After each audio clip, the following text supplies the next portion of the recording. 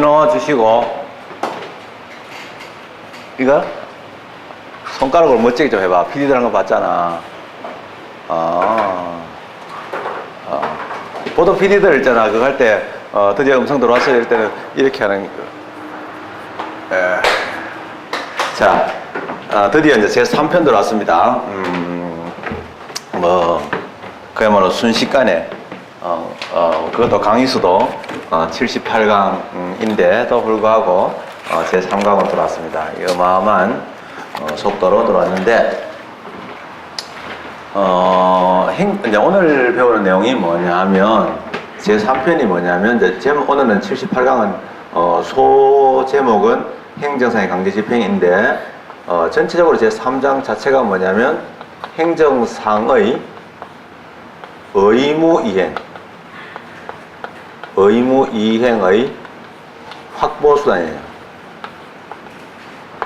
요 말 자체를 좀 설명을 좀 드릴게요. 국가가 뭐냐, 이렇게 이야기를 하면, 갑자기 왜 국가가 뭐 어쨌다고, 국가가 뭐 어쨌는데, 이런 생각했지만은, 좀 황당하죠. 국가가 뭐냐? 뭐가 국가냐? 이렇게 얘기하면 좀 황당하겠죠. 그러나, 우리가 살고 있는 것이 국가고, 우리의 삶에 있잖아요. 가장 영향을 많이 주는 게 국가입니다. 이 국가의 경제 정책에 따라서 내 주머니에 돈이 저절로 빠져나가가지고 강남의 아파트를 가진 사람들에게 빠져나가거나, 또는요, 내 국가의 어떤 내용에 따라서 내 주머니에 돈이 있잖아요. 외국의 투기 자본인 맥쿼리 같은 데다가 그냥 쏟아져 들어가는 이런 일들이 있거든요. 그래서 국가는 내 삶에 되게 중요한 역할을 하는 아주 영향력이 강한 공동체입니다. 그러나 어쨌든 국가가 어떤 거냐라고 할 때 여러 가지 정의도 가능하고 또 접근도 가능하겠지만, 국가에 대한 논의가 지금은 좀 적죠. 그러나 우리가 언제냐면 근대 초기에 국가에 대한 논의가 많았어요. 국가가 뭐냐, 어떤 국가를 되느냐, 이런 얘기들이 많았는데요. 그 당시에 이제 큰 그 두 가지의 논점은 뭐냐면, 민주주의 국가냐 아니면은 군주제냐 하는 논쟁이 있었어요. 어느 게 더 나으냐? 지금 생각하면은 당연히 민주제지 왜 군주제일까? 이렇게 생각하지만은 민주제를 우리가 이야기할 때는 이야기가 쉽겠지만은 군주제를 옹호한다는 것은 논리적으로 사실은 어려웠겠죠, 그죠? 또는 이제 그런 논리를 잘한 사람이 논리적으로 훌륭한 사람인데, 자, 좋다는 뜻은 아니고요. 논리가 잘 서 있는 사람인데, 우리가 이제 그 민주제를 가장 잘 옹호했던 사람 중에 한 사람이 존 로크입니다. 이 국가의 본질에 대해서, 국가의 본질이 뭐냐에 대한 이야기는 굉장히 오래됐어요. 이제 가장 오래된 학설 중에 하나가 성세에 기반하고 있는 신의설이라는 사람, 신의설, 신의설, 하나님의 뜻이다. 국가는 하나님의 뜻에서 만들어진 거다. 거짓말이거든요. 왜냐하면 왕이라는 것도 그런데, 왕을 보고 얘기하는 건데 전혀 그렇지 않았어요. 처음에 이제 이스라엘 백성들이 나와가지고 이제 이스라엘 놈들은 촌놈들이잖아요. 신생 민족이고 잔민족이에요. 그래서 씨가 다 달라요. 이게 흑인도 있고 다 있어요. 이렇게 지금의 미국 놈 슬램들 다 모아가지고 그냥 하면은 되는 거거든요. 그런 짬뽕인데 나와보니까 이제 다른 나라는 번듯한 나라를 세워놨거든요. 그 보니까 자기들은 그 당시에 이제 사사시대라 그래가지고 재정일치에 살았단 말이죠. 그래서 이제 사사들이 이제 설쳤는데, 저기는 보니까 정치적인 수장이 따로 있네. 그래가지고 자기들도 왕을 만들어 달라고 하나님에게 요청을 합니다. 간청을 하면, 첫째 하나님이 하는 게 뭐냐면 그냥 싫다 막 이런 식이에요. 그거 왜 하는데 막 이런 식의 분위기예요. 근데 자꾸 해달라 그러니까 이제 하나님이 이제 이거 왕 권력을 가지면 안 좋다는 걸 아시니까 그냥 안 되겠다 이래가지고 어떻게 하냐면 제일 괜찮은 놈, 착한 놈 하나 골랐어요. 그게 사울이에요. 아주 목동인데 참 착한 놈이 하나 있어가지고 참 괜찮고 애도 괜찮고 이래가지고 했는데, 이마가 권력을 가지니까 뭐 형편없이 되는 거야. 그 권력이 사람을 타락시키는 거야. 그렇게 되겠어, 내가 생각해도. 그래가지고 그건 여기서 안 돼가지고 그 다음에 했는 게 다윗이잖아요. 그 다음에 솔로몬 이렇게 가거든요. 구준이 거기 이어지는데 하나님이 별로 안 좋아했어. 그거 안 좋은데 결국은 이제 안 좋았던 그런 건데 어쨌든 심판인지 어쨌든 간에 이 슈탈의 신이서는 굉장히 오랫동안 힘을 가지고 있었어요. 자, 그런 이야기가 이제 진행되고 있을 때 그런 거는 이제 과거의 이야기고요. 근대에서 국가가 이제 만들어지는 과정에서 양쪽에 이제 논란이 분분합니다. 그래서 민주주의 갈 거냐, 그 다음에 군주제로 갈 거냐 하는데 이상하게 그 본질이 있잖아요. 지금은 아닌데 그때 어떻게 생각하냐면 그때는 민주주의를 뭐라고 하냐면은 카오스로 봅니다. 카오스. 왜냐면 이거 막 개파이다, 혼란이다. 그래서 지금도 우리가 뭐 군대에서 야 이거 민주군대 막 이러면은 진짜 개판인 군대 뭐 상하가 없는 그런 군대 이렇게 보이거든요. 근데 이제 반대가 뭐냐면은 코스모스죠. 예, 코스모스.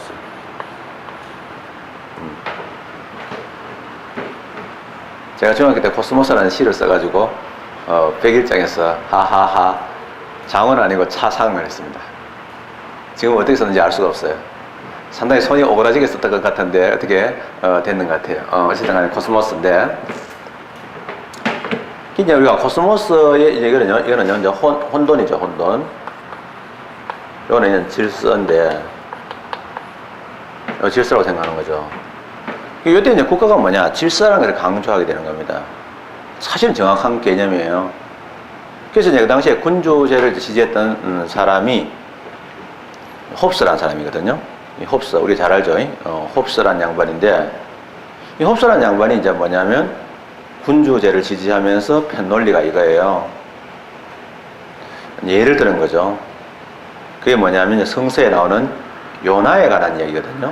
성서에 요나라는 그 선지자가 있었는데 그 당시에 이제 고대사에서 가장 여러분들이 이제 서양 고대 고고학을 공부하게 되면 공부하거나 또는 관심 있게 읽어보게 되면은 가장 많이 나오는 성 이름 중에 하나가 도시 이름이 니느웨라는 성이 있습니다. 도시입니다, 사실은. 그러니까 이제 우리 도시국가라는 말을 쓰는데요. 우리나라는 도시국가라는 말이 좀 어울리지 않아요. 근데 걔들은 도시국가라는 말이 어울립니다.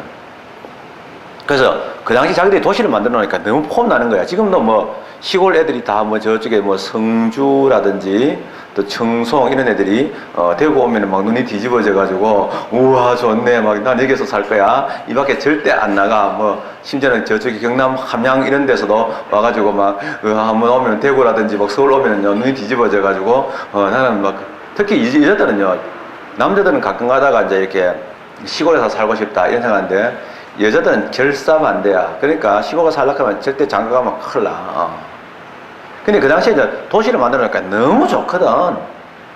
지금도 사실은 도시가 참 좋아요.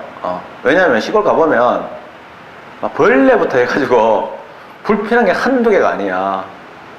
지금 같은 이렇게 자동차가 발달하고 이렇게 좋은 도시에도 횡성 같은 데 가잖아요. 그러면 학생들하고 놀다가 저녁 한 8시 돼가지고 고기 좀 더 사올까 하면 나가면은 캄캄해요. 문 다 닫았어요. 9시 되면 주유소가 문을 닫아요. 차가 못 다녀요. 이렇거든요. 지금 같은 시대에도. 근데 하물며 옛날에는 뭐 어땠겠어요? 도시가 너무 폼나는 거야. 그래서 이제 그 당시에는 우리가 영어에서 도시 할 때는 어반이라는 말 쓰잖아요. 어반. 어반이라는 쓰는데 어반이라는 말 자체가 너무 폼나니까 교황이 있잖아요. 자기 이름에. 그렇죠? 그러니까 어반이라는 말을 쓰잖아요. 어반 넣어가지고 우르바노스가 뭐 그죠? 그게 쓰는 거야. 그게 뭐냐면은 교황 이름에 아주 유명한 그 교황이 있습니다. 그 정도로 이 도시라는 거는 굉장히 의미가 있는데 그 당시 도시 자체가 뭐냐면 밖에 이제 자연은 혼돈이고 도시는 질서라고 생각했던 거예요. 이런 사고들이 좀 있었는데 이제 니느웨라는 성이 있습니다. 그 니느웨라는 성이 이제 인간이 만든 도시잖아요. 그럼 인간의 욕망에서 이제 그게 실현되거든요. 그래서 도시는 인간의 욕망이 참 잘 드러나 있어요. 적나라하게 잘 드러나 있고 또 인간의 욕망을 참 잘 충족시키고 있어요. 그런 도시에 이제 와가지고 도시를 이제 만들어가지고 국가를 만들다 보니까 도시 이제 그 도시에서 욕망이 이제 너무 지나치니까 성서에서 말하는 하나님이 성서에서 말하기를 성서란 말은 기독교에서 이제 경전으로 삼는 문헌들을 이야기합니다. 근데 뭐 이제 그 자체가 뭐 저는 거룩하다 생각하지는 않아요.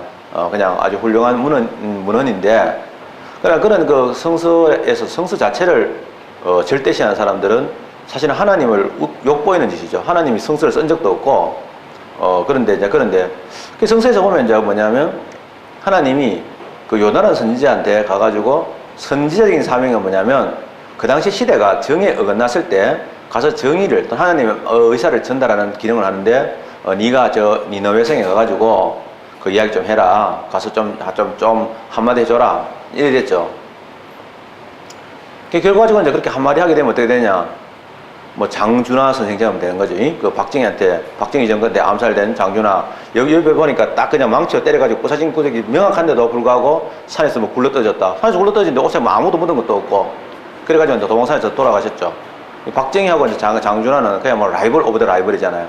박정희는 만주에서 독립군 잡으러 다닐 때 얘는 독립운동을 했던 사람이고, 박정희가 독재할 때 그 유명한 사상계, 제가 어릴 때 제일 먼저 본 잡지가 사상계예요.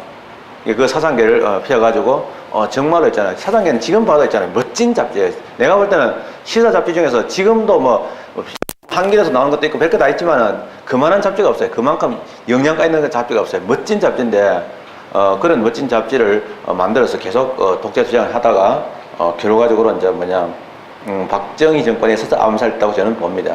어쨌든 간에 저는 그렇게 보는데, 어쨌든 간에 그런 장준하 같은 그런 사람이 하는 일이 그냥 바로 선지자적인 사명이거든요. 그래서 그런 선지자적인 사명을 하게 됩니다. 하게 되면 이제 장준하가 빠져나거든. 그러니까 요나가 이제 대답은 잘했는데, 니느웨 사람들이 성격이 더러운 줄 아니까 겁나서 안 가게 되는 거야. 그래서 하나님이 가라니까 대답은 식적하게 예 해놓고 나서는 이만은 정반대 방향으로 차편을 끊어가지고 배편을 끊어가지고 도망을 가는 거야. 하나님 보니까 이 새끼 괘씸하거든. 그래서 하나님이 그 풍랑을 막 일으켜. 막 풍랑이 그 당시에 풍랑이 거세게 일어나니까 뱃사람들이 막 놀래가지고 자꾸 불안에 뜨는 거야. 그러면 이제 심청이하고 똑같아. 어느 놈 하나를 조져야 되겠다. 하나님이 신이 노했다. 이 노한 신에게 누가 노했겠나? 모르니까 심지를 뽑자 이러는 거야. 심지를 우리말로는 부림이라고 합니다. 그래서 저쪽에 우리말에 내가 부림이라고 하는데요. 죄송합니다. 부림이라고 하는데 기독교에도 이제 부림절이 있어요. 있는데 그거는 사실은 기독교 성서적인 명절이 아니고 부림이 이제 빔지를 뽑는 거야. 제비를 뽑는 거야. 그때 요나 참 있잖아. 요나라는 이 캐릭터를 이제 얼굴 한번 봤으면 좋겠어요. 진짜 대단한 놈이야. 하나님한테 뻔뻔하게 거짓말 해놓고 나서는요, 배 타고 도망가면서 있잖아. 굴굴 자요. 풍랑이 치는데도. 성격 참 좋은 놈이야. 내가 그거 참 한번 사귀어보고 싶어. 임마가 이제 자니까 임마가 당첨된 거야. 그래서 임마는 이제 뱃사람들이 당첨됐으니까, 경품이 바닷속을 이제 맨몸으로, 이렇게 관광할 수 있는 그런 권한을 주거든요. 그래서, 집어넣어 버렸죠. 임마는 이제 바닷속에 그 캄캄한 바다에 막 풍랑이 휘몰아치는, 그런 풍랑에 빠지게 됩니다. 이게 이 캄캄한 바닷속이죠. 풍랑이 치는 이러한 캄캄한 이러한 바닷속입니다. 이게 풍랑이 치는 캄캄한 바닷속인데요. 그러한 풍랑이 치는 캄캄한 바닷속에서 빠져가지고 이제 죽을 수밖에 없는 그런 운명입니다. 근데 그때 거대한 물고기가 나타납니다. 물고기가 나타나가지고 이 요나를 삼켜요. 그래서 요나는 그 뱃속에서, 제가 어릴 때는요, 우리 그 주일학교 선생님이 고래가 나타났다고 하는데 고래 절대 아닙니다. 왜냐하면 고래는요, 사람 같은 큰 물체를 삼킬 수가 없어요. 덩치는 커도 이빨이 이렇게 돼가 있어가지고 주로 쪼잔하게 새우 같은 거 이런 거 먹고 살지, 덩치는 크다는데 이따만한데 그렇지 않아요. 여러분들은 또 덩치는 작은데 막 이따만한 거 막 통닭 같은 거 한 입에 다 먹잖아요. 근데 어쨌든 간에 그런데 캄캄한 바닷속인데 이때 이제 고기가 나타나는, 거대한 수생 고기가 나타나는 거야. 이게 성서에서 나오는 거대한 수생 물고기인데 그게는 고기라고만 했지 이름이 안 나와. 근데 성서의 다른 부분에 보면 유명한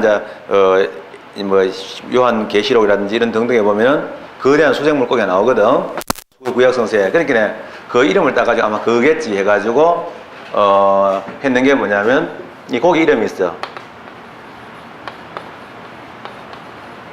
이게 리바이어던이라. 이게 리바이어던, 그 레비아탄이라고 하고요. 영어로는 리바이어던이라고 얘기하는데 이거야. 이게 뭐냐면 리바이탄 이거는 국가란 거예요. 국가는 그 자체가 질서야. 그러니까 질서를 유지하는 기능을 뭐라고 하냐면 폴리스라고 그래요.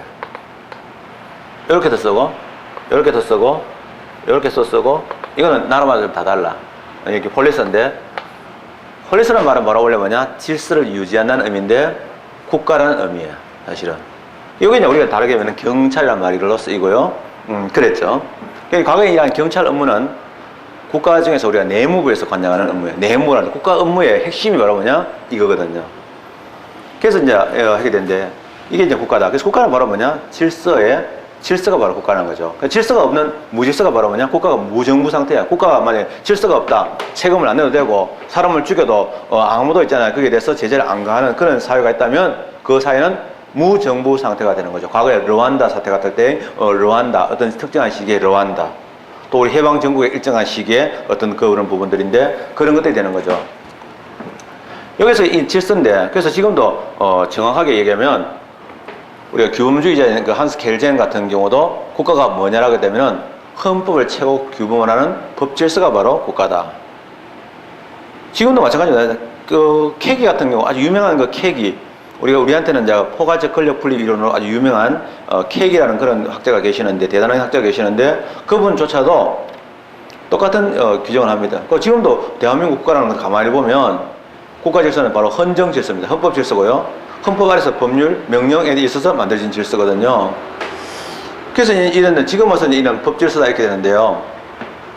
그래서 이 질서는 결과적으로 지금 와서는 이제 과거에는 이제 왕에 의해서 힘에 의해서 유지된 질서지만은 지금은 이제 법 질서가 되는 거예요. 근데 이 이제 법 질서의 내용을 가만히 보면 법 질서가 뭐냐? 우리가 도로교통법 질서 한번 생각해 볼까요?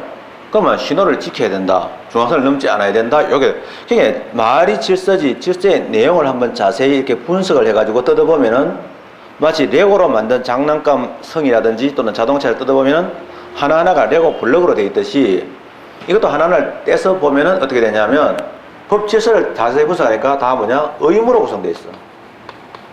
헌법 질서가 있다. 그럼 헌법 질서는 뭐냐면 헌법상의 국가의 의무, 즉 국가의 기본권 보장 의무하고 또 국민의 의무도 있어. 뭐 납세 의무라든지 또는 병역 의무 같은 또는 법질서 준수 의무 같은 이런 의무가 있는 거야. 알고 보니까 이러한 의무들 질서인데 기본 이러한 의무인데 이 의무가 이행이 안 돼버리면 국가는 무정부 상태에 빠지는 거야. 그러니까 어떤 문제가 발생하냐면 국가는 어떻게 해서라도 의무를 부여했고 국민은 이행을 해야 되는데 이행을 하지 않았을 때 어떻게 할 거냐. 자발적 이행 안 했을 때 그 이행을 어떻게라도 강제력을 통해서도 확보한데 법학에서 말할 때 이거 행정법에서 말할 때 확보란 말은요 강제한다는 뜻이에요. 그래서 저중에 나중에 여러분들 우리가 강론에서는 재무행정도 하게 되면요 이제 예를 들면은 조세 확보의 원칙이 있는데 조세의 경우는 그 조세 채권을 강제력을 동원해서라도 이래 이행을 시킨다 이런 의미예요. 근데 이 의무가 바로 뭐냐면 법적인 효과잖아요. 이러한 법적인 효과인데 이러한 법적인 효과를 확보한다는 건 뭐냐? 법적 효과를 구체화하니까 의무이행이 바로 뭐냐? 법 집행에 의해서 행정상의 의무이행 확보수단 또는 행정상의 법적인 행정상의 목적 또는 행정상의 법적인 의무의 집행수단 이렇게도 말합니다. 이런 수단인데요. 그래서 이거는 국가의 본질에 속하기 때문에 되게 중요하고요.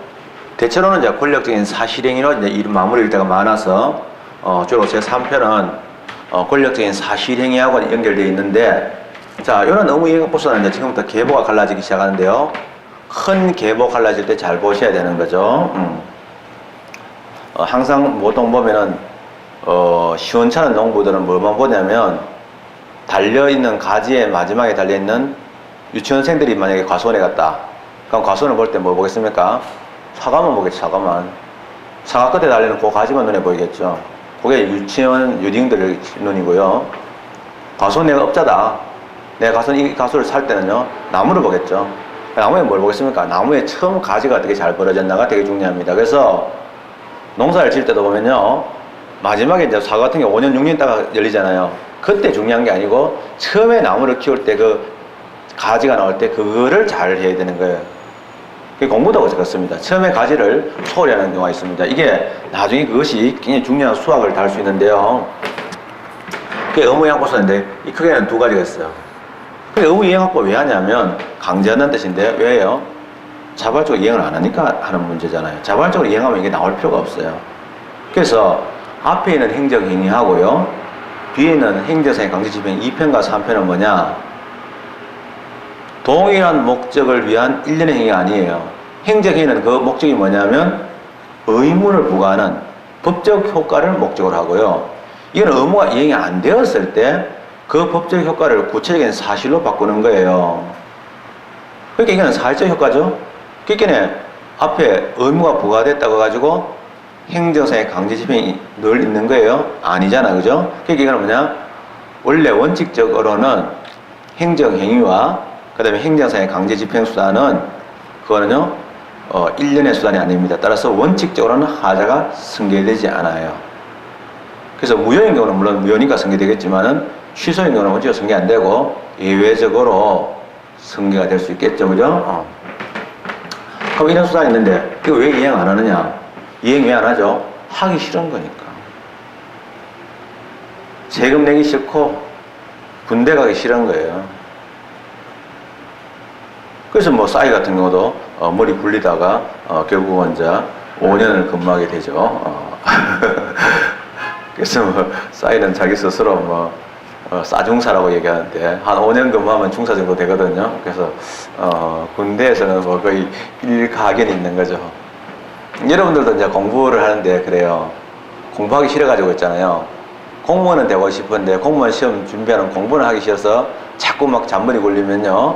싸중사처럼 5년 근무하게 됩니다. 이렇게 내가 주의해야 됩니다. 이왕 하는 거 정식으로 그냥 이왕 묻힌 거 제대로 한번 하자. 이러면 그냥 한 2년 만에 끝날 거, 또 1년 만에 끝날 거, 막 잔머리 굴리고 이렇게 되면요. 점점 길어져서 결국은 싸이에 군대 경력이 됩니다. 그것도 뭐 괜찮죠. 자, 어쨌든 간에. 자, 그러면 이행을 안 한 이유가 뭐냐? 하기 싫은 거잖아요. 그러니까 의무의 주로 내용들이 뭐냐면 해라, 하지 말란데 하라는 것은 하기 싫은 것들이에요. 군대 와라, 세금 내라 하기 싫고요. 하지 말라는 것도 있어요. 뭐 대마초 피우지 마라. 근데 저는 대마초 금지하는 국가 정책에 대해서는 사실은 저는 비판적입니다. 대마초는요, 저는 한 번도 피워보지 않았습니다. 뭐 돈이 없어서 안 피워봤는데 내 몸이 소중하니까 잘 안 했는데 문제는 이제 저는 담배도 안 피우거든요. 뭐 저는 그런 게 머리가 뭐 맑아지지 않는 게 되게 싫어요. 근데 문제는 대마초를 하는 대마초에 대한 분석하는 그 자료들을 보면 대마초를 하게 되면 사람이 노곤해진대요. 차 깔았는데요. 시간이 아주 천천히 흘러간대요. 그러다가 문도 팍팍 이렇게 지나가고 이러는데 이거는 범죄하고 또 거리가 먼 거야. 범죄를 안 저지르는 거야, 이거는. 흥분을 시키는 게 아니고 사람을 깔아앉히는 거야. 근데 그걸 왜 금지하는지 모르겠어. 담배는 하면서. 담배보다는 중독성이 약하거든요. 그게 의외로. 근데 그거는 뭐 국가가 개발 문제는 아니야. 내가 볼 때는 자기들이 그냥 선택할 문제지, 뭐, 만약에 그걸 먹고 나서 막 흥분해가 사람을 죽인다든지, 뭐, 이런 우발적인 행동하면은, 그거는 금지해야 돼. 내가 볼 때는 그 화를 막 내게 하는 이런 거 있잖아요. 맥도날드 햄버거 저런 건 다 나쁘다고. 그 다음에 설탕, 코카콜라, 저거 진짜로 범죄를 유도하는 거야. 저거 애들 성격 더럽게 만드는 거거든? 저거는 금지해야 돼, 내가 볼 때는. 저거는 이제 표시해가지고, 뭐, 나이가 50이하는 먹지 말라든지 이런 게 나와야 돼. 50 이상은 이제 곧 죽을 거니까, 그냥 뭐, 처먹든지 말든지 이거 알아서 하고, 그런 거야. 이런 거를 해야 된다고. 그래서 이제 하는데, 하기 싫단 말이야? 그러면, 하기 싫으니까 이제 안 하는 거야. 그러면, 이제 하기 싫은 걸 안 한다. 그럼 하기 싫은 건 이제 죽으라고 하기 싫은 거고, 하라는 건 또 하라는 건 죽어도 하기 싫고, 하지 말라는 건 하고 싶은 거지. 이게 이제 사실 의무거든요. 이제 그랬을 때, 이걸 국가가 어떻게 하면은 국민한테 하도록 할 거냐, 이 고민들을 하게 되는데요. 이거는 뭐 쉽죠. 왜냐면은, 여러분들도 몸으로 다 체화되어 있습니다. 여러분들 잘 알다시피, 좀 전에도 이제 합격자 와가지고 인사하고 갔어요. 공부하는 사람으로서는 매우 재수 없는 일이죠. 아침에 안 봤으면 딱 좋았을걸. 괜히 막 잠만 깹니다. 야, 재수 없는 상태에서 공부하게 되는데요. 그러나 이제 그 꼭 미워할 필요 없어요. 좀 있으면 쟤들도 있잖아요. 호사다마라고 안 좋은 일 생겨요. 어떻게 생기냐면, 좀 있으면 이제 또 발령 나거든요. 그러면 또 좋은 일 생겨요. 그래서 막 양복 입고 와서 또 인사로 와요. 또 좋아요. 그러면 또 미터 500 또 한 박스도 생기죠. 이게 생기는데, 한번 2박스. 그래가지고 이제 냉장고 넣어놓고 장사를 해볼까? 같이. 언니랑 한번 같이 해볼까? 여기서 하는데, 내려가기 귀찮지 해가지고 700원 막 이래가지고 하면 되는데 그런데 쟤들도 이제 호사다마라고 안 좋은 일이 생길 수 있어요. 좋은 일 끝에 나쁜 일 붙는다고. 그게 뭐냐면 좀 이따 진짜 불행한 소식이 올 때가 있습니다. 뭐 와가지고 저 뭐 결혼합니다. 그래서 뭐 이런 거죠. 불행한 소식이 뭐 오죠. 저는 결혼식에 잘 안 가, 진짜 한 번도 간 적이 없어요. 그래서 막 많이 삐져요, 사람들이. 나 결혼식 별로 안 좋아합니다. 근데 또 이제 불행은 혼자 오지 않는다. 이런 유명한 말이 있어요. 서양 속담에. 좀 이따 뭐냐, 엎친 데 겹친 격으로 설상가상 이런 말 있잖아요.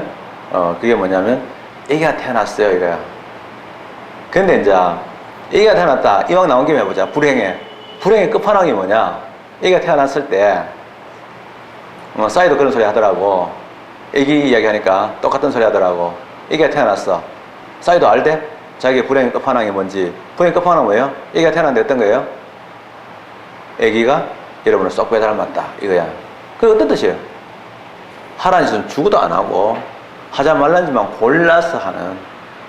집에 뭐 불 질러가 집을 한번 태우고 그것도 부족해가지고 다시 또 온 집에 성냥을 꺼가지고 벽지에 붙였는데 불이 붙다가 말고 해가지고 두 번째 집은 안 태운다든지 또는 무덤에다가 불 태워가지고 결국은 있잖아요, 정미천하고 한 개 다 사가지고 있잖아요. 그거 까느라고 월급의 3분의 1이 날아간다든지 아버지 월급의 3분의 1이 날아간다든지 이런 짓을 하는 애가 태어난다. 싸이도 그러더라고요. 지 같은 놈 태어나면 어떨까 생각하니까 등골이 오싹해지면서 안 되겠다는 생각이 들더라는 거야.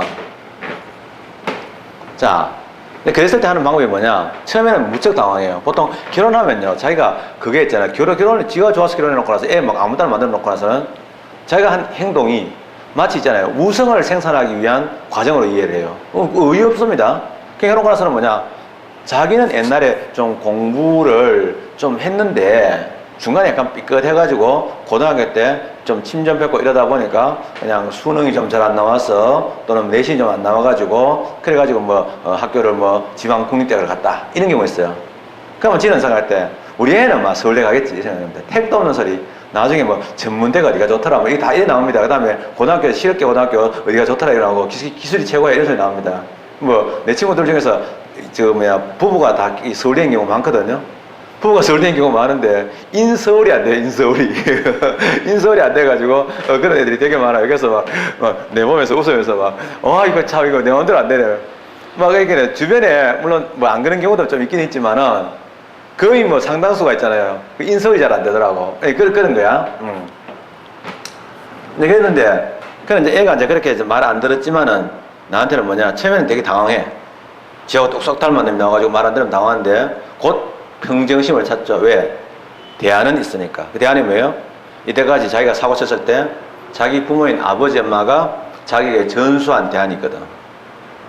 그게 바로 뭐냐? 전통적 수단이야. 아버지가 이제 자기가 넘겨준 전통적 수단이 있어요.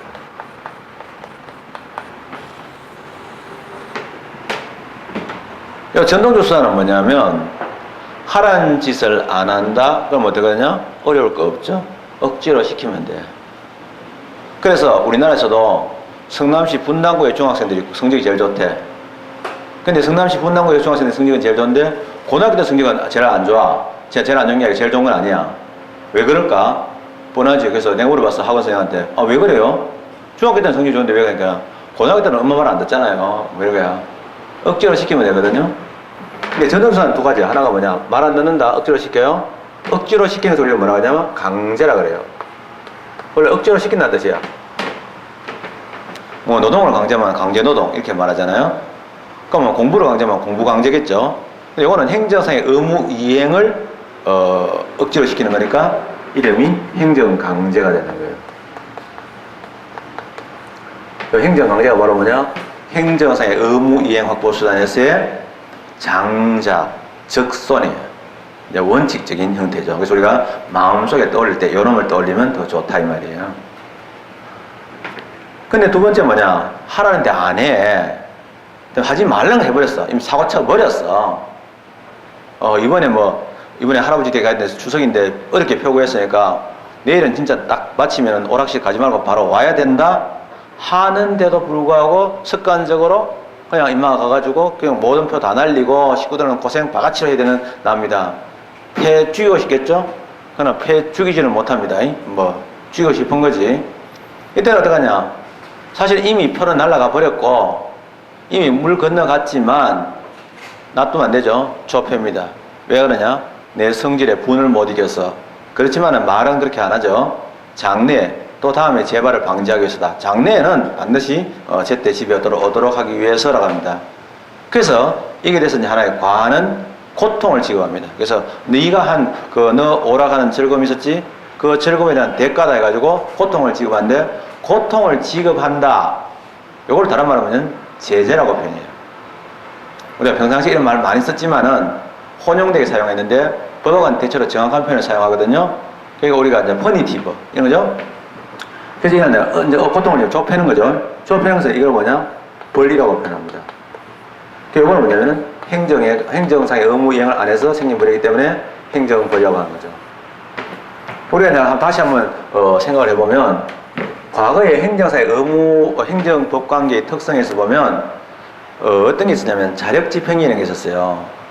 의무를 이행하지 않았을 때 법원의 재판 없이도 그 채무 명의를 확보하지 않고 객관화시키지도 않고도 벌어할 수 있다는 자력집행력이, 이런 자력집행력이라는 이 힘이 제도로 바뀐 게 뭐라고 하냐? 행정강제고요. 그 다음에 일정한 상대방이 의무를 이행하지 않았을 때 제재를 가할 수 있는 힘을 제재력 또는 제재성, 이걸 보고 뭐냐면 행정벌이 되는 거죠. 다음 뭐예요? 권력적인 작용이니까 반드시 법적 근거가 필요하고, 법률 유보 중에서도 국민의 기본권 제한이 가장 심한 것이기 때문에 엄격한 법률에 요구를 하고 있는 것입니다. 그렇죠? 자, 여기는 행정강제고요. 이렇게 됩니다. 그 다음에 새로운 수단도 있어요. 옛날에 이제 할아버지, 할머니가 아버지, 엄마에게 전세 준 건 주로 뭐냐? 뭐 매를 때린다든지 매 같은 거 있습니다. 그래서 뭐 이야기 쭉 들어보면은 뭐 어떤 집은 아예 등산 가서 엄마 아빠가 하도 매 같은 걸 많이 쓰기 때문에 나무로 이렇게 매를 따듬어 오는 경우도 있다, 이렇게 얘기하더라고요. 저쪽에 여기 있는 어떤 친구가 저한테 카카오톡으로 만화 보는 걸 가르쳐줬는데 잘 보고 있습니다. 덕분에 감사한데요. 우리 선생님이 가르쳐주셔가지고 하고 있는데, 최근 만화에는 보면은 이제 그 비행 피노키오가 사고를 쳐요. 그래서 자꾸 거짓말하는데, 할아버지가 있잖아요. 제페트 할아버지인가? 할아버지가 있다가 자꾸 거짓말 시킵니다. 그러니까 막 코가 점점 커지죠. 그러니까 이 피노키오가 있다가 자꾸 이제 이 정도 거짓말 쓰면 이제 그렇게 더 이상 안 물어. 코가 이딴만해지니까 이제 할아버지가 있다가 됐네 이러면서 톱을 가져가지고 나무를 코를 자르는 거야. 왜냐면 이거는 이제 몽둥이로 펴려고, 이 정도면 기기가 충분하다 해가지고 계속 거짓말 시키는 이런 거 봤는데요. 옛날에 이제 조 패는 거, 억지로 시키는 거, 이거는 전통 수단인데, 요즘 들어와서는 이제 새로운 수단이 생깁니다. 왜냐면 새로운 또 비행이 생기는데, 그거는 전통 수단은 잘 안 돼요. 뭐 맞고 말지 뭐 이렇게 나오는 놈도 있단 말이야. 그래서 이제 이런 게 나왔을 때 이제 어떻게 할 거냐? 특히 이제 컴퓨터, 이 엄마들이 이제 컴퓨터하고의 전쟁을 벌리거든요. 저도 사실은 이제 옛날에 보면 어떤 애가 있는데, 뭐 애나 지금이나 공부를 지금은 좀 또 지랄 너무 하는데, 하여튼간에 옛날에 공부를 안 하고 자꾸 컴퓨터에 오락에 빠져가지고 오락만 하는 거야. 그래서 이제 아주 조건을 걸었어. 컴퓨터 접근 가능한 시간대를 걸었죠. 첫째로 뭐냐? 성적이 1등이면 무한 도전, 무한 제공. 3등까지는 하루에 2시간. 3등에서 5등은 30분. 그 이상은 절대 금지. 이런 조건을 걸었습니다. 저는 열심히 공부하지만. 그래서 이런 게 있어요. 또 이제 그 부모님들이 그 마지막 막장, 자기 자녀에 대한 그 막장으로서 이제 나오는 통제목이 뭐냐? 이미 이제 저런 통제목 나왔을 때는 제가 막장이다 이런 느낌이 있거든요. 뭐 용돈 안 준다 뭐 이런 거 제일 치사하고 유치하고 하는 이 막장이죠. 이런 게 있어요. 이 이제 금전적인 제재를 가하는 이런 것도 있거든요. 이거 좀 이따 나옵니다. 요거는 우리가 뭐냐면 새로운 수단이라고 해요.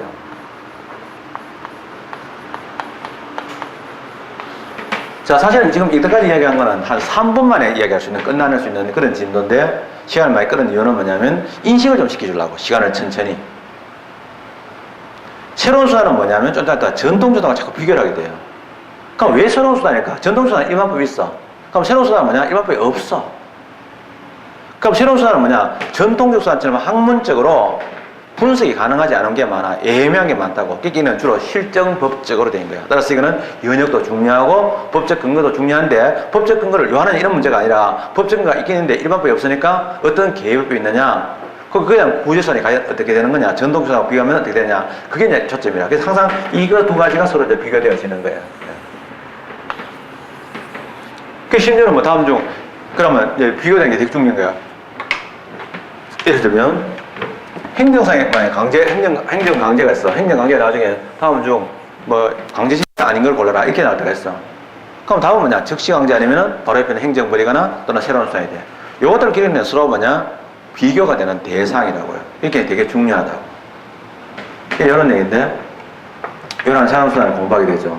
요게 이제 우리가 3편의 전체적인 을개예요.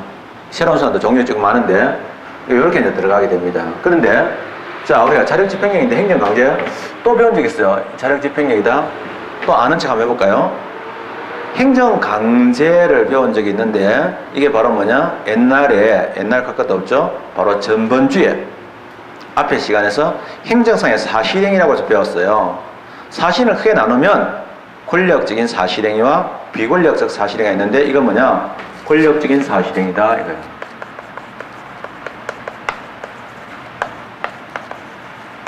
자, 이제부터 이야기할 때는 선생님 이야기 안 해도 이건 쫙쫙 나와야 돼요. 권력적이니까 반드시 법적 근거가 필요해.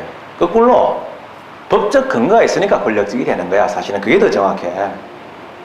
그게 법적을 요한다? 된 거, 은기가 요할 거죠? 사실이니까 법적 효과는 발생하지 않아. 어떤 효과가 왔냐? 사실적 효과, 즉 물리적인 사실상의 현상의 변화가 오는 거지. 그러니까 이거는 뭐냐? 강학상 행정이는 아니죠. 그러나 소송법상의 처분성은 있다. 잘잘잘 나와야지, 여자는. 여기는 항고성 이상이 될 수가 있는 처분에 들어간다. 따라서 저 뒤에 가지고 행정대집행 처분성이 있습니까? 이런 문제 지금도 나오잖아. 당연히 있는 거지 뭐. 여기는 한 번 더 말하면 우리가 배운 내용들을 다시 이야기하면은 강학상의 행정 행위는 아니지만 소송법상의 이러한 처분성은 있는 거죠. 이런 얘기라고. 이미 다 나와 있어. 뭐 키가 나 정도 되니까 이렇게 칠판 제일 끝에까지 사용할 수 있다는 거죠. 보통 일반 선생들은 한 이 정도 선에서 다 이렇게 끝나죠. 지금 키는 한 2m 약간 늘 되고 있습니다. 그렇죠. 자, 이런 내용인데 잠깐만 천천히 들어가 보죠. 그래서 이러한 행정강제는요, 다시 정리합니다. 행정상의 의무 이행의 항고수단이에요. 의무를 이행하지 않았을 때거든요. 근데 행정강제와 행정부는 어떻게 갈라집니까? 왜 갈랐습니까? 이거 다 강학상의 분류입니다. 그러면 성질에 뭐가 좀 차이가 있어.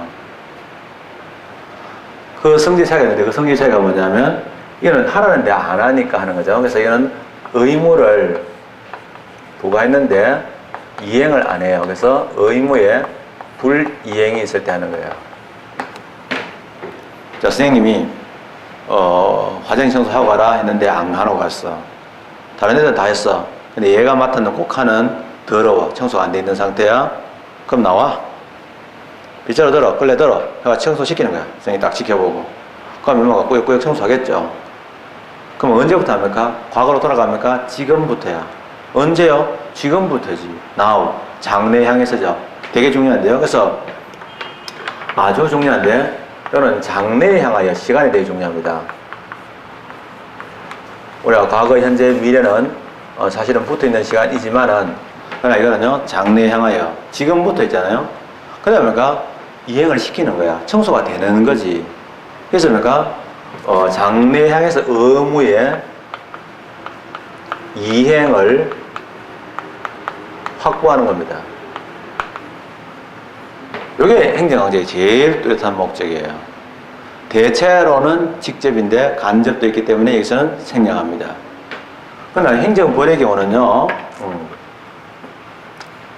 그래서 작년인데 주로 얘기하는 이러한 주로로 할게요. 주로 아닌 것도 있어요. 직접 의무의 이행을 확보하는 쪽으로 간다. 행정불의 경우는 이건 뭐냐면 이미 사건을 저질러 버렸어요. 돌이킬 수 없게 돼 버린 겁니다. 그런 거죠. 그러면 이제 어떻게 되냐? 방법이 없죠. 그래서 이건 이제 이러한 과거에 비행인데요. 자, 이 비행이라는 말 나왔습니다. 친숙한 얘기죠. 여러분들 이름 앞에 항상 붙던 거죠.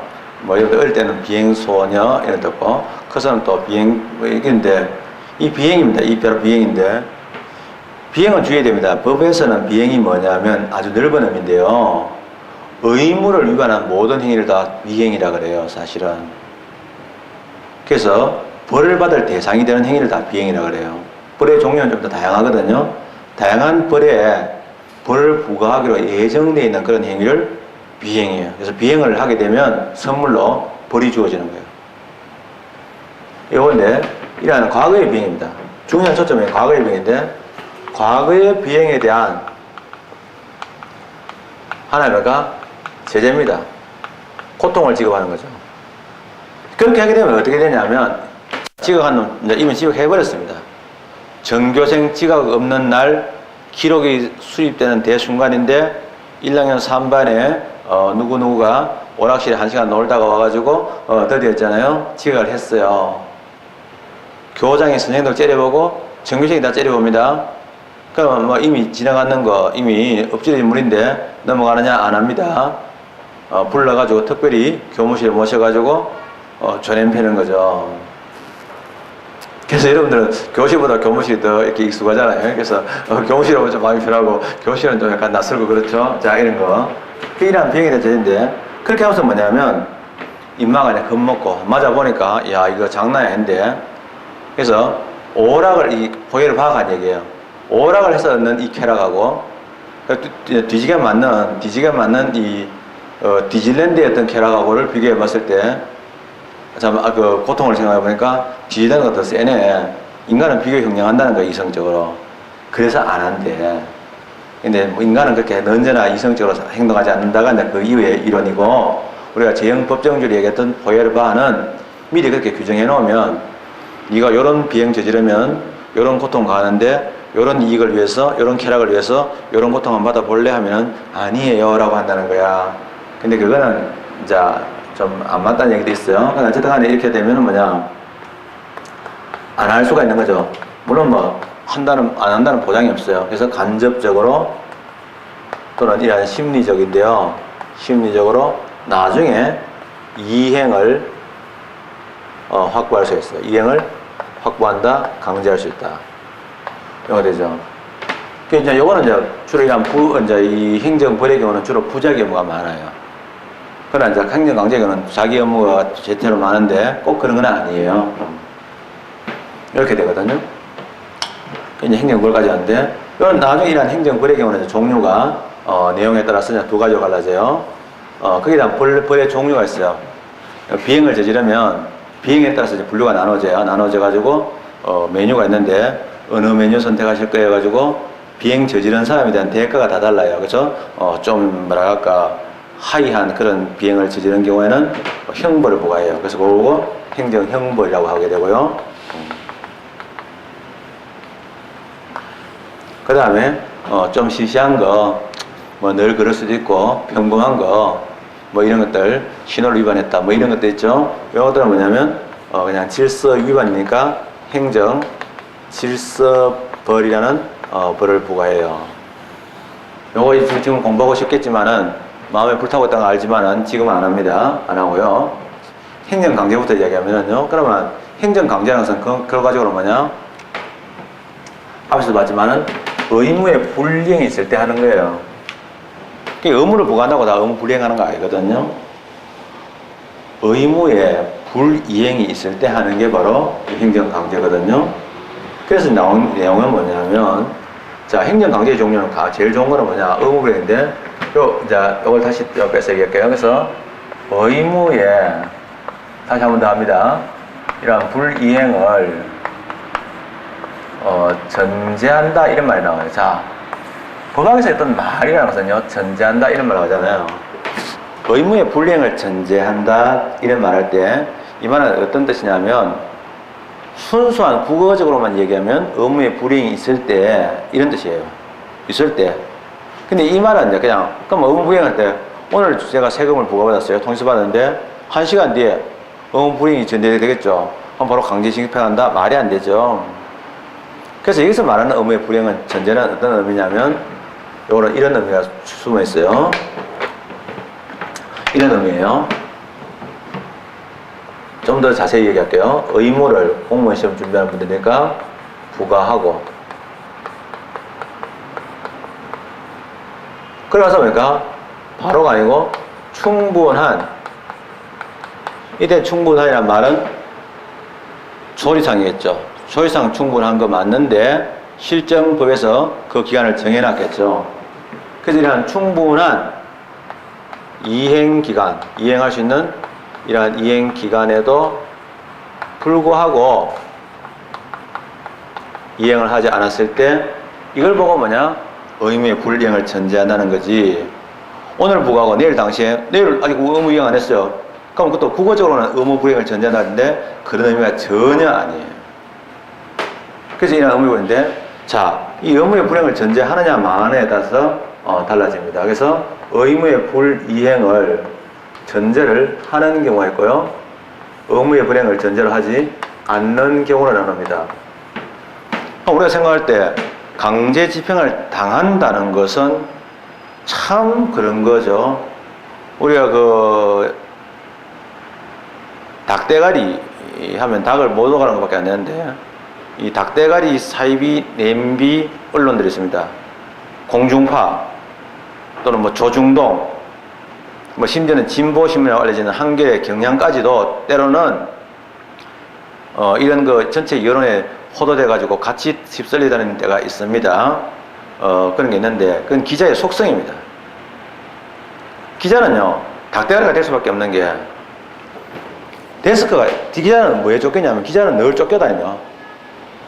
뭐냐면 마감 시간에 쫓겨요. 근데 기자는 오늘 뭔가 써야 돼.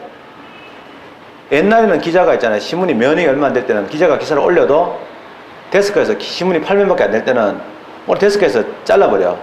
근데 지금은 뭔가 생산을 해야 되는 거야. 그러니까 생각을 못하고 글을 쓰는 거야. 늦어지면은 속보기능이 밀리니까. 그게 기자의 속성이 그래. 그래서 기자가 안 된 것도 괜찮아. 가만 보면. 그러면 이제 이랬는데, 그럼 사실은 우리가 그 옛날에 보면은 무등산 타잔 사건이라고 있습니다. 정말 안 되는 사람이에요. 그게 뭐냐면 집이 없어가지고 무등산 아래쪽에다가 무화 건물을 짓고 살았는데 그 철거반 데 가서 그냥 가혹하게 대집행을 했어. 지금 용역같이. 그래가지고 이제 이 청년이 행정적으로 법적으로 도전했는데 안 되니까 그 당시 사시 공부하고 있었어. 그게 결과적으로 뭐냐? 철거반을 때렸어. 여기서부터 이제 막 철거반을 때리고 도망갔는데 이게 이제 무등산 타잔해가지고 마치 이상한 사람처럼 몰아가지고 결국은 사형시켰어. 박정희 정권 때. 박근혜 아빠죠. 우리는 그 딸을 강력히 지지합니다. 멋진 여자예요. 어쨌든 간에 그래서 하는 경우죠. 그러면 사실은 다짜고짜서 때려 부신다. 내가 아무 의무 위반이지만은 자고 있는데 이런 경우 많거든요. 자, 이래서 안 되잖아요. 이게 정상적에서 미리 부과하고 나서 충분한 영향을 줘야 되죠. 이게 원칙적인 형태라고요. 이게 정상적이죠. 이걸 좀 뭐라고 하냐면 이런 것을 우리는 행정상의 강제 집행이라고 표현해요. 좀 어두워서 잘 안 나오겠지만은 채도가 좀 낮아서 이걸 뭐냐? 행정상의 강제 집행이라고 해요. 그리고 의무의 불이행을 전제하지 않고 하는 경우, 아니 의무의 불이행 충분한 이행기간도 아직 안 지났는데 또는 심지어는 의무를 부과하지도 않고 두 가지가 있어요. 의무를 부과하지 않고 바로 다짜고짜 들어가는 것도 있고 또 의무를 부과했지만은 부과하지만 부과함과 동시에 충분한 이행기간도 안 주고 들어가는 이 두 가지 경우가 다 들어가는데요. 이거 뭐냐면 행정상의 즉시강제라고 해요.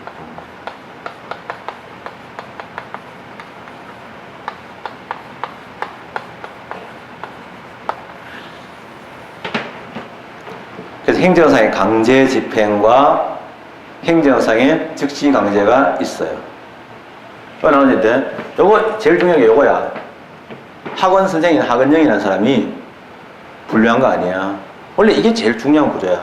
그래서 저는 이 그림 그리는 걸 되게 좋아하는데 어떤 사람은 이거 보고 마인드맵 이런 건데 이게 이 사물의 구조야. 그래서 나는 옛날부터 이렇게 강의했어. 마인드맵이라는 날이 대한민국에 들어오기도 전에 저는 이렇게 강의를 했고 이렇게 그림을 그려왔어요. 그래서 저는 교과서보다 이게 더 중요해. 그러니까 이렇게 그린 구조를 내 머릿속에 덜 가지고 있으면서 교과적인 평면적인 문장, 즉 2차원적인 문장으로 또 여러분들이 바꿀 수 있으면 더 좋겠어요. 이게 되는데 격식한 예제. 당연히 이거는 예외적인 거야. 예외니까 이건 특별한 규정이 있을 때만 가능해. 더 엄격하지. 이것도 법적 근거를 요하지만은 이게 더 엄격하겠죠. 근데 행정상 격식관계는 법적인 근거 없이도 가능할 수 있다. 위험이 절박하니까 급박할 때는 이번에도 뭐 가스가 폭발됐잖아요. 그럼 가스가 폭발될 위험이 있다는 걸 감지한 만약 소방관이나 경찰관이 주민을 대표시키는데 새벽에 될 때 그거 가가지고 뭐 소방서에서 있잖아요. 철거 뭐 명령 또는 퇴거 명령 이런 거 쓰고 있으면 한심한 거잖아요. 그때는 이제 바로 그냥 창문 깨고 사람들 끄집어내가지고 깨워서 내보내야 될 거 아니에요. 이게 바로 뭐냐 적시강제거든요. 분명히 위급하고 급박할 때 하는 건 맞는데 또 국민의 생명과 신체를 사는 건 맞는데 문제는 이거는요 반드시 법적근 하셔야 돼요. 왜냐하면 급박하다 또는 국민을 위해서다 또는 국민의 기본권을 위해서라는 그런 이름을 붙이면 끝도 없으잖아요. 그럼 얼마든지 핑계가 생길 수 있으니까 반드시 법적 근거 필요한 것 당연한데도 자꾸 쏘가 넘어갑니다. 주의해야 되죠. 그럼 이런 행정의 강제 집행을 다시 또 몇 개로 가지고 가잖아요? 4개로 갈라집니다. 다 외워둬야 돼요. 그럼 4개로 갈라지는데 그 4개로 갈라진 게 뭐냐면 첫째로는 행정 대집행이라는 게 있어요.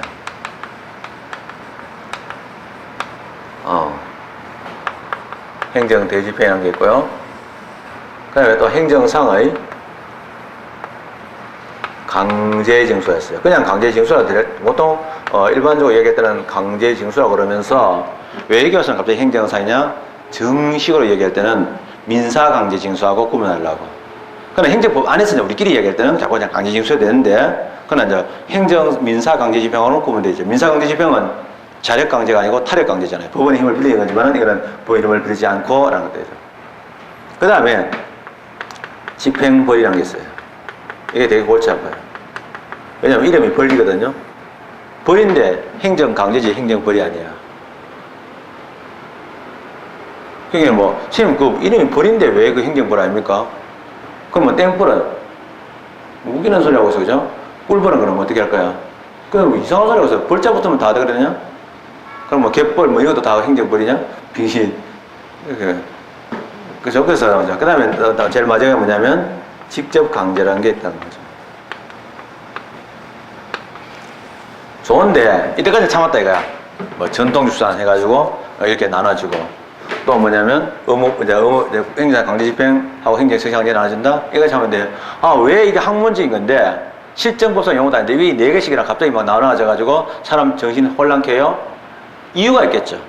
그게 뭐냐면 이제 시험에서 많이 나오는 부분이 뭐냐면 상황이에요. 공무원 시험에서 행정법의 시험 문제는 계속 잘 나오고 있어요.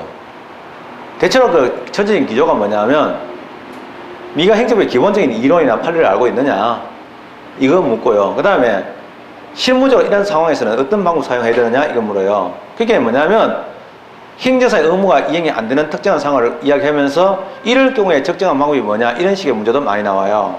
많이 나오는데 또 나오는데 그게 바로 같은 말인데 뭐 어떨 때 아니야. 어떤 의무를 이행 안 했을 때 의무 안 했는 수단별로 이야기가 달라지는 거예요. 되게 중요하거든요. 왜 방법이 네 개냐? 절대 잊어버리지 않을 거. 행정 대집행이 뭐냐? 쭉쭉쭉 올라갈 때 잊어버리지 않을 게 뭐냐? 수단입니다. 수단. 사람도 동물이에요. 동물의 제일 중요한 부분이 뭐냐? 식욕과 성욕이거든요. 그거 잊어버리면 안 되는 거야. 근데 자꾸 때로는 인간이 동물이 아니라고 생각할 때가 많아. 근데 웃기는 거야. 막 인간과 동물 구분해. 뭐 그거는 밥과 음식을 구분하는 거 똑같은 거야. 근데 수단이야, 수단. 근데 수단이 왜 이렇게 4개씩이나 갑자기 이렇게 다양하게 나타나느냐 이 말이야. 우리가 수단할 때 뭐 도구 이런 말 할 때 제일 많이 사용되는 게 칼이잖아요. 이건 이제 반드시 음식남이라는 영화가 있어요.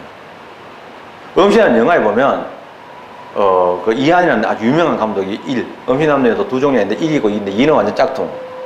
1이 정말 잘 된 영화인데요. 정말 볼만해요.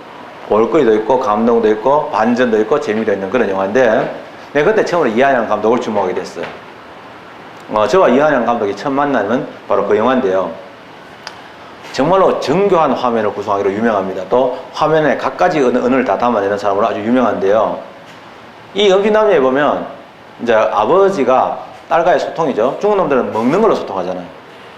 그래서 서양 사람들은 교회를 중심으로 커뮤니티가 형성됐잖아요. 과거에. 지금은 아니지만은. 그렇듯이 중국은 뭐냐면 음식점, 반점을 중심으로 주로 뭐냐면 뭐 체점인지 모르겠지만 하여튼간에 그런 걸 중심으로 해서 주로 이제 거기서 결혼도 하고 거기서 모임 있잖아요. 지금도 우리 가끔가다 순수 짱깨기 집 가면은요, 짱깨기 저들끼리 계속 모임 가지고 있는 거 봅니다.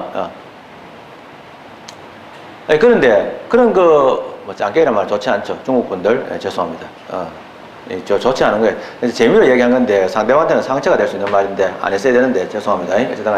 근데 이제 가끔가다 저 새끼들이 우리 보고 이제 뭐냐면은 빵지라고 그러니까 거울이 빵지라고 하잖아요. 저 새끼들은 우리 보고. 그래서 거기에 대한 대응인데 그렇다고 똑같이 하면 절대 안 되겠죠. 제가 실수했고요. 어쨌든 간에 그래서 이제 중국 사람들인데 이제 이 사람은 뭐냐면 중국 최고의 요리사예요. 돈도 있고 다 있어. 근데 마누라가 없어. 딸이 딱 셋인데 셋 다 말을 안 들어. 막 하나는 서양놈하고 붙어가 나 지랄하고 있고 하나는 또 시집도 안 가고 뭐 난리도 아닌 거야. 그러니까 이제 뭐냐면 아버지가 고민이 많죠. 그래서 딸들하고 소통하기 위해서 이제 애쓰는 그런 장면도 나오고 반전이 있는데요. 재밌어요 아주. 근데 문제는 거기 보면 아버지가 최고의 요리사다 하는 이런 거를 이제 보여주는 게 나오는데요. 그게 난 너무 궁금했어요. 왜냐하면 그 당시에도 요리 영화, 요리 만화가 되게 많은데 음식을 먹었을 때 이 맛이 너무 이 최고의 요리사다 뭘로 보여줍니까? 막 손님이 바글바글하다라든지 먹은 사람이 표정을 막 리액션을 난리 쳐가지고 하는 그런 그 오버한 리액션 이런 걸 통해서 하잖아요. 나는 이 사람이 어떤 문법을 어떤 영화적인 문법을 사용할까 하는데 정말 멋졌어요. 그때 제가 감동이었어요. 최고의 요리사라는 건데 요리를 안 보여줘요. 요리하는 장면도 없어요. 아무것도 없이 있잖아요. 뭐냐면 아버지가 쓰러집니다. 그때 이제 딸인 오천년인데요. 오천년 있죠. 그래서 이 촌년에 들어가가지고요. 그 아버지의 집을 찾아왔는데 정말 어릴 때부터 엄마도 못 들어가게 하는 그 주방, 아버지만이 독점하고 있는 그 주방, 정말로 도저히 열 수 없는 문이라고 생각했던 그 주방문을 아버지가 쓰러졌을 때 아버지 주방에 들어갑니다. 딸이 커가지고. 근데 문을 여니까 문이 스르르 힘없이 열리는 거야.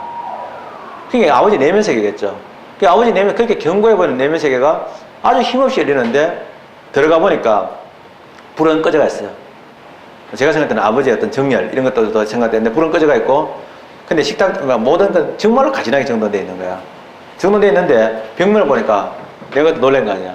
천천히 벽면을 카메라가 핥아주는데요. 음악도 없어요. 조용히 핥아주는 거야. 근데 벽면에 수많은 칼들이 꽂혀가 있는 거야. 이게 옆으로 정리되어 있는데 근데 칼 중에서 똑같은 칼이 하나도 없어. 수백 개의 칼들이 전부 다른 정말로 어떤 거는 청룡도 같은 것도 있고 어떤 거는 벼룩이 내수술할 수 있는 그런 예민한 것도 있고 별개도 다 있어. 그래 그걸 딱 보면서 내가 뭐니까 대단한 요리사구나. 요리하는 것도 보지 않고 요리하는 장면도 안 나오는데 대단한 요리사라고 생각하는 거죠. 그게 정말 그 문법이 너무 좋았어요. 왜냐? 칼이 뭐예요? 요리를 다루는 도구 아닙니까? 도구가 다양하다는 것은 이 사람이 다룰 수 있는 요리의 재료가 다양하다. 그러면 도구란 뭐냐면 재료에 따라 달라지겠죠. 그러면 우리가 이제 음식 재료 같은 것도 주인 입장에서는 돈을 생각하는 주인 입장에서는 비싼 재료, 싼 재료, 먹는 사람 입장에서는 맛있는 것, 맛없는 이렇게 되겠지만 또 싱싱하지 않은 또 운반하는 사람들은 이렇겠죠. 요리를 다루는 재료를 갖고 있는 식당인 사람은 뭐예요? 요리가 다루기 좋은 재료가 있고 다루기 힘든 재료도 있겠죠. 딱딱한 것도 있고 또 아주 너무 연해가지고 조심해야 되는 것도 있고 이렇게 했죠. 그죠? 그래서 사실은 의무의 종류도 다양합니다. 자기, 부자기, 급부, 수인 이렇게 나눌 수도 있고요. 또는 목적에 따라서는 재정상에 또는 경찰상에 이렇게 다양한 나눌 수 있는데 의무를 이행 안 했을 때 어떻게 하면 이행을 시킬까만 생각했을 때는 다룰 수 있는 재료는 뭐냐면 인마가 말 안 듣고 버텼을 때 다른 방법이 있겠나 이걸 생각해 봐야 되는 거야. 그러면 다른 놈을 시켜도 제3자를 시켜도 충분히 목적을 달성할 수 있을 때 이거야. 이런 일을 할 때는 주로 일을 시키는 쪽이 갑이 돼. 그래서 우리가 저쪽에 뭐 교원 같은 거 이런 거 있잖아. 애들 뭐 하는 거. 이거는 누구라도 시킬 수 있거든. 대학 나온 애들은. 그거는 누구냐? 교원 쪽에서 갑이 되는 거야. 근데 만약에 영화에서 뭐 주인공 같은 거 뜨더라도 제작자가 갑이 아니야. 영화 배우가 주인이야. 왜? 이거는요, 어떤 특정한 배우 아니면 대체 불가능하다. 이런 경우가 있거든. 그러니까 이때는 또 뭐냐? 걔가 갑이 되는 거야. 그게 중요한 건 뭐냐면, 우리가 강제 집행에서는요, 남이 제3자에게 했을 때 이러한 대체적이냐, 자기 업무. 뭔가 해야 되는데, 임마가 안 하고 버텼을 때, 다른 제3자를 시켜도 똑같은 목적을 달성할 수 있느냐, 없느냐, 이게 제일 중요한 거야. 대체적이냐, 비대체적이 핵심이야. 근데 사실은 대체적인데, 대체적이란 말을 안 할 뿐이야. 또 뭐냐? 돈을 주는 것. 금전, 급부 업무가 있어. 사실은 금전 급부 업무는 대체적이란 말을 안 쓰지만 대체적이지. 근데 경우에 따라서 뭐냐? 뭐 내가 신체 검진 또는 군대에 가는 거 대체할 수 없죠. 이거는 여기서 비대체적인 것도 있어. 이러한 비대체적인 자기 업무라든지 또 사실은 비대체적인 말 안 할 뿐이지 사실은 비대체적인 성질이 있어요. 그게 뭐냐? 부자기 업무. 너 꼼짝을 하고 여기 있었을 때 다른 친구를 대신 할 수 없는 거잖아요. 이거는요, 이러한 부자기 업무. 이런 게 있단 말이야. 이게 되게 중요해. 어떤 업무를 안 했을 때, 그때 그러니까 행정 대집행은 원래 대체적 자기 업무에 쓰는 거야. 그러면 금전 급부는 강제 징수할 때 쓰려고 했던 거야, 원래는. 그리고 그 다음에 뭐냐면은 집행부 같은 거는 비대체적 자기 업무에 쓰려고 했던 거예요, 원래는. 그러나 직접 강제는 뭐 대체적이든 비대체적이든 다 돼. 이렇게 돼야 돼. 그래서 사실은 원래는 이렇게 이제 만약에 이렇게 줄을 꺼서 좀 보기 좋게 한다면은 이렇게 되면은 뭐냐면 이렇게 되는 거야. 그러니까 원래는 뭐냐면 이 지금 흰 선은요, 흰 걸로 지금 표시하고 있는데 이거는 이제 강학이야. 강학적으로는요, 이런 급전 급부 업무 또는 비대체적 자기 업무 이게 안 되는 거야. 강제 징수는 물론 이게 안 되는 거지. 그 다음에 직접 강제 같은 경우는 금전 급부 업무는 직접 강제 안 하지. 왜냐면 강제 징수가 있으니까. 그 다음에 이제 이것도 집행부도 이거는 안 되는, 이제 집행부의 경우인데, 이제 금전 급부 업무를 이행하지 않을 때는 강제 징수 원칙인데, 집행부의 경우는 이제 과거에는 이론이야. 강학. 이론에서는 집행부에 가서는 되게 가혹한 제도거든. 할 때까지 계속해서 부과하는 거야. 추가로 부과하는 거야. 그러니까 이거는 보충제라 생각해서 뭐 대집행 같은 있는 제도가 있는데 굳이 이렇게 악질적인 제도를 사용할 필요가 있나 해가지고 강학상 안 된다고 했어. 그때 이제 강학이란 말은 옛날 강학이니까 좀 제가 칸을 다시 크게 쓰면은요, 전통적 이론에서는 뭐 전통적 별것도 아니고요, 판례 나오기 전까지는 이런 뜻이에요. 근데 이제 이게 사실 우리가 따지고 보면 대체적이다, 비대체적이라는 것이 상대적이잖아요. 만약에 의사의 진료 같은 거 있다. 그럼 의사의 진료 같은 거 대체적이냐, 비대체적이냐? 모르지. 간단한 진료 같은 것들은 대체적이지. 다른 사람이 대체적이 되는데 내가 분명히 이 사람하고 예약을 해가지고 중요한 뇌수술이야. 그것 때문에 이 병원 내가 왔어. 돈도 많이 줬어. 근데 뭐 새로운 의사가 하나 있는데 잘하는데 이 사람 시켜줄까요? 그거 안 되지, 그거는. 그렇잖아. 이게 대체적이다, 비대체적이라는 그 성질 자체도 이미 상대적이기 때문에 실정법을 만드는 사람 입장에서는 어떤 행정의 목적을 위해서 하다 보면 대체와 비대체가 구분이 애매하다고 있다고. 근데 어떤 사람이 이거 비대체적이니까 위헌이다 이렇게 주장하니까 판례에서 헌법재판소 판례입니다. 헌재 판례에서 뭐 괜찮다. 법을 만드는 입장에서는 대체적 자기 업무라 가지고 집행벌, 즉 이행강제금 못할 거 없지 뭐 이런 거야. 나중에 이제 집행부라고 이미 먼저 설명을 드렸는데, 집행부는 다른 이름이 있어요. 아주 중요한 이름이 있는데, 이행강제금이에요. 이런 내용이 나왔죠? 이런 내용이 있습니다. 요 내용들이 다 뭐냐면, 자, 요건데, 여기에 따라서 다 달라지는 거예요. 그래서 지금부터 자, 성에 설명드리는 거는, 제일 먼저 행정 대집행을 설명드릴 거예요. 세 분에서. 그러나 절대 잊지 않아야 될 거 뭐냐? 강제집행이다. 의무의 불행을 전제한다. 장래 의무항고의 목적이 있는 것이다. 행정 강제다. 권력적인 사실행위다. 소송보상의 처분성이 있다. 강화성 행정은 아니다. 그러니까 전통수사이다. 새로운 수사는 아니다. 행정상의 의무이행 확보 수사이다. 이걸 자꾸 잊어버리면 안 돼. 큰 틀 안에서 내가 자꾸 새끼를 쳐나가는 게 중요하다고. 그러면서 이제 대집행 다 강제징수 집행물 직접 강제 끝나면 적시간제 설명 드릴 거고요. 적시간제 설명 끝나고 나면 적시간제와 유사한 행정조사를 좀 잠깐 이야기하고요. 행정조사는 의무형 고사는 직접적인 의무형 고사는 아니에요. 그 다음에 행정행벌, 행정질서벌 요건 설명드리고 그 다음에 새로운 수단 이렇게 그런 순서로 이제 차근차근 진행해 나가겠습니다. 좀 쉬었다 계속하죠.